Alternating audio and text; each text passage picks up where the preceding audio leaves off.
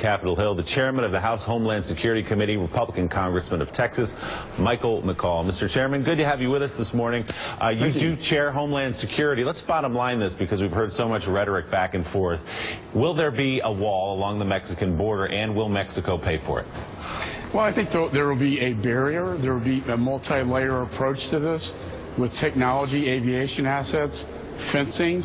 And the way to have Mexico pay for it would be to add a border security fee to visa applications, to border crossings, possibly wire transfers back into Mexico and Central America.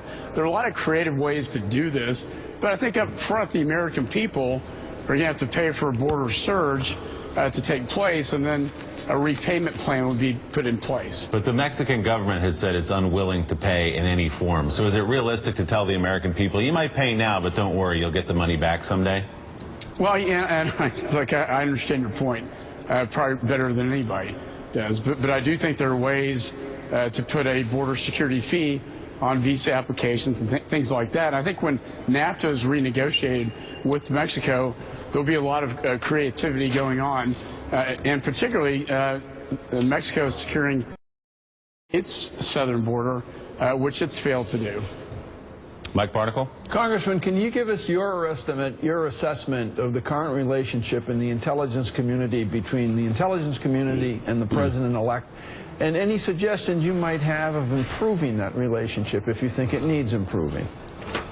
Well, I think it's a little intense, to be honest. I think Mr. Trump's sort of disbelief that the Russians were behind these hacks. I had been briefed by the Obama administration on this, and had also briefed the Trump administration on these hacks being actually nation state from Russia. Having said that, I think Mike Pompeo, who's been named the CIA director, I can't think of a more level-headed, common sense, intelligent person who will be able to restore, if you will, the credibility of the intelligence community to the president-elect. Mr. Chairman, you had General Kelly testifying a couple of days ago that he was skeptical that a wall, a physical structure, was what was needed actually to stem the flow of illegal immigrants.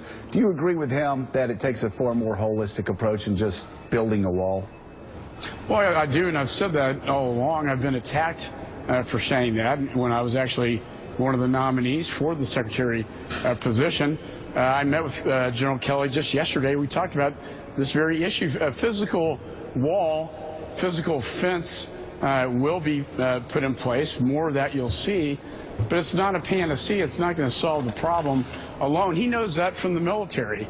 He knows that the Afghan-Pakistan border was not secured by a physical Chinese wall, if you will, but rather aerostats and aviation assets. You need 100% visibility from the sky to see the threats on the ground. So I think it takes a combination of things and not just one simplistic answer to securing the border, particularly in Texas, Joe, where you got the Rio Grande River. What are you going to do there? You can't build a wall in the river. You can't block off landowners' rights to the river itself, and otherwise you're ceding that territory to Mexico. I don't think that would work very well. All right. Thank you so much. Chairman of the House Homeland Security Committee, McCaul, we greatly appreciate it. This morning,